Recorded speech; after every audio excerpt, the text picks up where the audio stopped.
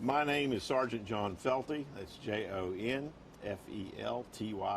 I'm a sergeant with the Allen Police Department. I'm a public information officer, and so I will make a statement and then take questions. As you may know, last evening CNN reported that the mother of the El Paso shooter contacted the Allen Police Department to express concerns about her son ordering or owning an AK-style firearm. Upon reading that article, I had done exhaustive searches of our database, and there was no indication of that call to support her claim. However, today, after a team went through and searched all of our calls, and there are many different ways to contact the Allen Police Department, we were able to locate a call that came in on Thursday, June 27th at approximately 11:15 in the morning. And that the caller dialed our main number, and the call was picked up by the public safety officers who work the front desk of the police department.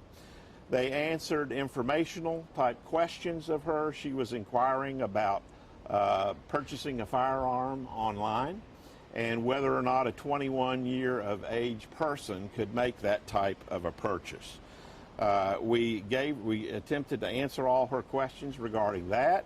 And then she had inquired about the emotional state of her son and his level of maturity, and she was concerned that with him owning this type of a firearm.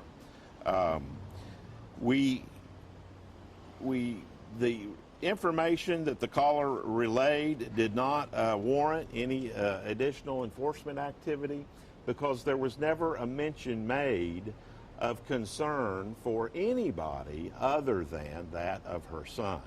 And the call taker, the public safety officer, did on 2 occasions inquire, is this person suicidal, or have they made threats towards any other persons? And to each, it was indicated that they had not.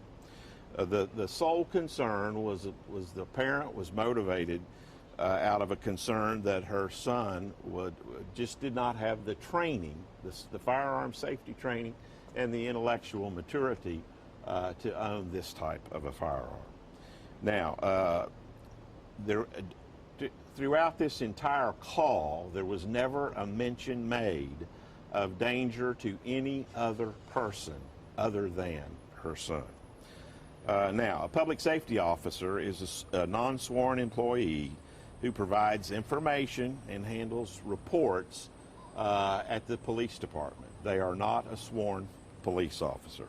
And it's not at all uncommon for these type of employees to handle informational calls related to firearms and firearms possession. So that is a synopsis of what we talked about. There is an internal security camera at the location where the public safety officers work.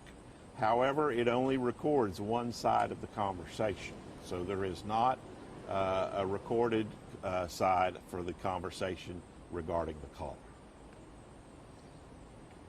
You okay for questions? Questions? So as we go back to the beginning on tracking this, on your department tracking this down, is that going through phone records? Is that one of the public safety officers who says, I remembered taking this call? It was actually a combination.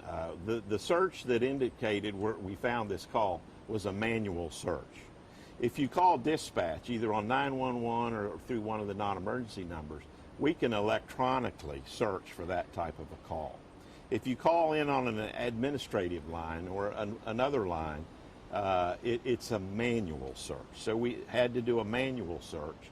And then we did not have a date and time nor the number where this call came from. So that slowed it even more, because we had to look at many days worth of calls. And on any average day, the entirety of the Allen Police Department will handle upwards of 300 to 400 calls. So when you start looking at several days worth, you see what kind of a search that turns into. So how did you hone in on that one? Well, we went back and we interviewed the employees at the front desk, and one of them said, I seem to remember that call, and then we were able to narrow it down date-wise. Is that a common call? And what type of calls does the general public safety number usually get? Well, there's a whole host of calls that they get, but typically it's not at all uncommon to receive calls about firearm ownership for people who are 21 years of age, because parents realize that legally a 21-year-old can purchase a firearm, but oftentimes they're not comfortable with that, and so they'll call to inquire. What? Go ahead. Oh, I'm sorry. So it's safe to say that those calls have come in before. This wasn't like out of the. It's not out of the ordinary. And they come in on a whole host of topics. It's narcotics related and a lot of other things that you know, people at that age or stage of their life activity that they engage in. You mentioned that the officer asked a couple of questions specific to suicides and threats, and obviously with this, there's been a lot of questions raised of, do we miss a red flag? What would have raised a red flag to have that call taker take that to the next step? Well, the call taker really did a good job and comes around twice, in fact, and says, "Is your son suicidal?" And then says, "Has your son threatened any other persons?" And both times it appears that there was not a problem with that, because the concern for the parent was that the 21-year-old owning that type of a weapon for their own safety, because they hadn't had firearm safety training, and maybe the emotional maturity was not that what you would expect to own that type of a weapon.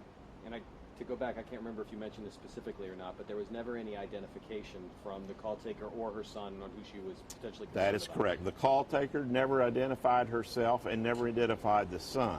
Again, that's not all that unusual. I field many of these type calls myself on a weekly basis, and oftentimes people that call in with these type of questions wish to remain anonymous. And when you get these calls, is it able to be tracked with like some sort of caller ID to where if it was alarming, you guys could then go back? It depends on how they call in. Again, if they go through dispatch, yes. But if they don't, if they call in on an admin line or they call in a general number, not necessarily. It just depends on how they make contact.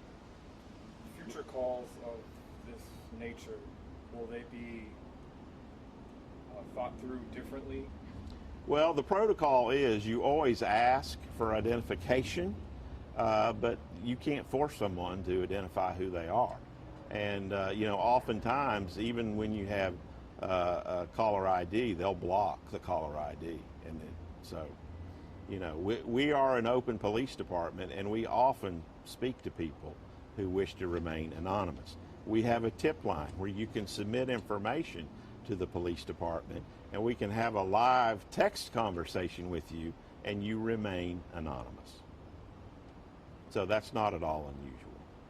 Okay, I'm good. You good?